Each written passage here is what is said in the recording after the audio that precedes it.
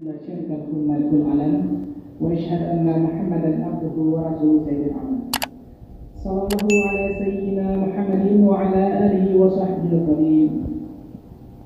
Segala puji bagi Allah yang telah melimpahkan nikmat iman, nikmat Islam, dan nikmat kesehatan untuk kita semua, sehingga kita masih bisa hadir untuk mendengar khutbah atau orasi tentang kesehatan pada hari ini.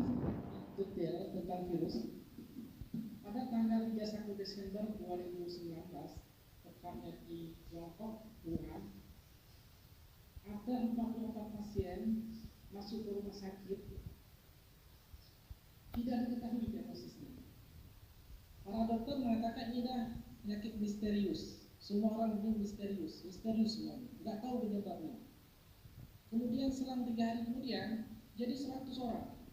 Selang lagi 3 hari kemudian ribuan. Semua orang panik semuanya, termasuk yang sakit parah.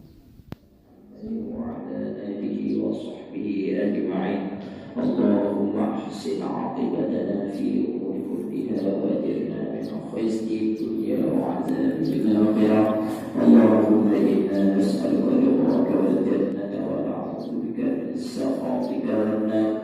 اللهم استجب دعاءنا والسلوك المختلفة والشدائد والمحان ما ظهر منها وما بطن من معهدنا